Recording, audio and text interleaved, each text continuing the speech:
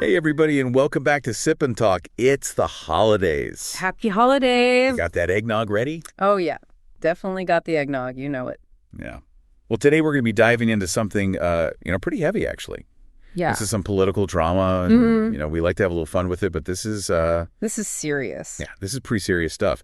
So, we're going to be talking about Taiwan's parliament today, and things are getting a little bit spicy over there, to say the least. Yeah, I mean, we're talking parliamentary showdowns and protests and accusations of power grabs, and it's a lot. You sent this to me, and I was like, whoa, okay, this is like U.S. Congress, but like way more intense. Yeah, I mean, we're talking over 100,000 people taking to the streets to protest these new reforms. Yeah, so, I mean, before we really get into all this, can we give our listeners like a quick little, background here? Absolutely. Okay, so we're talking about these new reforms that are being pushed by the KMT and the TPP. Now, are these like the small parties in Taiwan, or are these like the main players? No, these are the big dogs. We're talking the two main parties in Taiwan. The KMT is the Kuomintang, and that's sort of like the old guard. They've been around for a while. Historically, they've been more friendly towards China. Okay. And then the TPT is the Taiwan People's Party.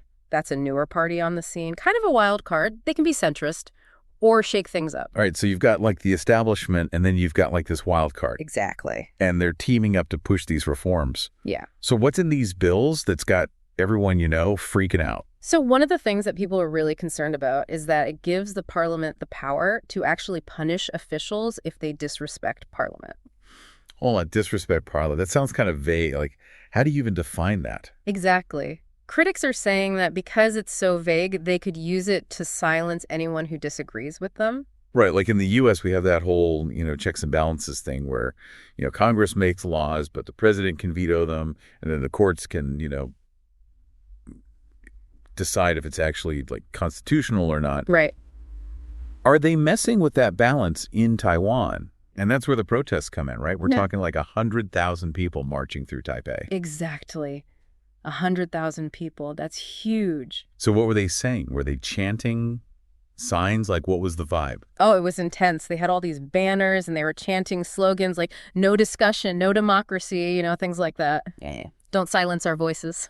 Yeah, that's not really the holiday spirit that we're looking for. Yeah, not so much. So with all this going on, what are the different political parties actually saying, like, to defend, what they're doing? Well, the DPP is the current ruling party, and they're obviously not happy about this. They're saying that this is a total power grab by the KMT and the TPP. Okay, yeah, makes sense. They're saying it's a threat to their democracy. Yeah. And then the KMT and the TPP are saying that they're just trying to make the government more accountable. Right. And they say that the DPP is just trying to, cause a panic, fear-mongering, block progress. That's their take. I mean, it's wild, right? You've got these totally different narratives, and everyone's saying they're like the good guys. Yeah, exactly. And everyone's accusing everybody else of like undermining democracy. It's a political tug of war. It's a mess. Yeah. Yeah, it is. But what's really interesting is that it's not just the political parties that are involved. You also have all these citizen groups and academics and even people like Li Ming-che who are speaking out against these reforms. Hey, Li Ming-che, the guy who was imprisoned in China, why is he weighing in on this? Well, he's a prominent human rights activist, and he sees these reforms as a really dangerous step towards the type of authoritarianism that he experienced in China. Wow. Okay, so this is a lot bigger than just some internal political, bickering. Exactly. It's about fundamental freedoms. It's about the future of democracy in Taiwan. Yeah, and this is all happening with China, right there, like looming over them and claiming that they're, part of China. Exactly. They're constantly putting pressure on Taiwan. Yeah. So it just makes this whole thing even more complicated. It makes you think, right? Like here in the U.S., our two parties fight all the time. But when it comes to something like China, that's a threat we can usually all agree on. Yeah, that's a really good point. I think it speaks to the different historical context. We've got a long tradition of two-party democracy here, even though it's messy. Right. Taiwan is still relatively new to democracy. It only transitioned from authoritarian rule a few decades ago. So what do you think? With everything that's going on, do you think that Taiwan's political parties can actually put their differences aside if China really turns up the heat? Taiwan has been really resilient in the past. They've shown incredible unity when facing pressure from China. But these internal divisions really do raise concerns, you know? Yep. Can they present a united front when it really matters? It's a tough situation. Taiwanese identity, so much to think about here. There's a lot to think about. Yeah. This is definitely a hot topic, though. No doubt about that. And, you know, to really understand what's going on, we really need to understand how Taiwanese identity has evolved, especially with China, right there, you know, breathing down their necks. It's wild to think that Taiwan's identity has been shaped by so many different forces, like Japanese rule, the KMT coming in from mainland China after they lost the Civil War, and then finally blossoming into a democracy. It's like a layered cake of history. That's a great way to put it. And what's fascinating is how the KMT actually tried to force everyone to assimilate to this Chinese identity. Really? They even banned speaking Taiwanese languages in schools. Wow. But instead of unifying everyone, it kind of backfired. Oh, wow. Yeah. So it's like trying to force everyone to wear the same outfit to a party. Exactly. Oh, thanks. I like my individuality. Exactly. And that suppression actually ignited this sense of Taiwaneseness. People clung tighter to their language, their culture, their unique history. And then when martial law was lifted in 1987, bam, it was like a pressure cooker releasing, and suddenly people could openly talk about Taiwan's past, debate their future, and that really solidified this distinct Taiwanese identity. Okay, that makes sense. Suppressing something often makes it stronger, like a rebellious teenager. Totally. So where does China fit into all of this? I mean, they're kind of the elephant in the room. Or should I say the dragon? The dragon. Yeah, well, China's whole deal is the one China principle. They're basically saying, hey, Taiwan, you're part of the family whether you like it or not. So it's like that overprotective relative that keeps trying to set you up with someone that you're not interested in. No thanks, Uncle John. That's a hilarious way to put it. But honestly, it's a lot more serious than an awkward family gathering. China sees Taiwan as this like unfinished piece of their puzzle, this missing territory they need to reclaim to fulfill their China dream, especially under Xi Jinping. So what exactly is this China dream everyone keeps talking about? It sounds a little vague and a little scary, to be honest. Well, Xi Jinping has painted this picture of like national rejuvenation, making China this global superpower, economically, militarily, the whole shebang, and reclaiming Taiwan as like the cherry on top of their superpower sundae. Okay, so they want to be top dog and Taiwan's the prize. Yeah. But doesn't China realize that Taiwan has its own vibrant democracy, its own identity, its own delicious food? Like, why can't everybody just get along and share some dumplings in peace? Well, that's the heart of the problem, isn't it? China isn't exactly known for its democratic values. Yeah. They're playing hardball, increasing military activity around Taiwan, passing laws like this anti-secession law, which basically says, don't you dare even think about independence. Well, hold on, back up a sec. What's this anti-secession law all about? That sounds seriously intense. It's chilling, really. This law passed in 2005 basically criminalizes any activity that challenges China's claim over Taiwan. They've even used it to imprison Taiwanese activists like Yang Ziyuan, who was sentenced to 9 years just for expressing his political beliefs. 9 years. For simply speaking his mind. That's messed up. So basically, if you're Taiwanese and you say, hey, I think Taiwan should be its own country, you're risking a trip to a Chinese prison. It's a scary reality, and it shows how far China is willing to go to silence any opposition to their one China narrative. I'm starting to see why folks are a little on edge about this whole situation. It's giving me some serious anxiety. Yeah. Maybe we need another sip of something strong before we delve deeper into this. I think that's a good idea. We've barely scratched the surface, and trust me, it gets even more complicated from here. Buckle up. So we've established that China's not messing around. Right. But what's really intriguing is how this pressure is actually impacting Taiwanese society, particularly like the younger generation. Ooh, tell me more about that. Are they like, peace out, China.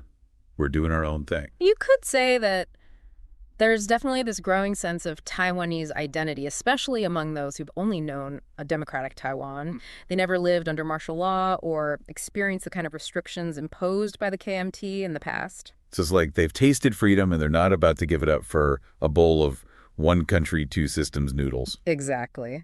And the shift in identity is really shaking things up politically. Oh, really? You've got the two major parties, the KMT and the DPP. Yeah. And they have very different views on how to handle China. I remember we talked about that earlier. The KMT is more like, hey, let's be friends with China. And the DPP is like, nope, got to maintain our distance. Right. The KMT, with its historical ties to mainland China, tends to focus on this shared cultural heritage and emphasizes economic cooperation. Right. They're all about stability and avoiding confrontation. So they're like the diplomatic negotiators trying to smooth things over. But can you really negotiate with a dragon that's breathing fire down your neck? Yeah, that's the question, isn't it? But the DPP, on the other hand, sees China as a direct threat to Taiwan's hard-earned democracy and autonomy. Okay. They advocate for strengthening Taiwan's defenses and forging stronger ties with other democracies like the U.S. So they're like the independent, self-reliant type who's not afraid to stand up for themselves. Yeah. I can dig it. But doesn't all this back and forth make it difficult for Taiwan to present a united front? Absolutely. It creates confusion and undermines international support. If Taiwan can't even agree on how to deal with China internally, how can they expect other countries to jump in and help? It's like trying to win a race when your team is running in different directions. That's a good point. It's like that old saying, united we stand, divided we fall. And with China looming, large unity seems pretty crucial. Okay, enough about the internal politics. Let's talk about the global implications. Our sources mentioned Taiwan's economic importance.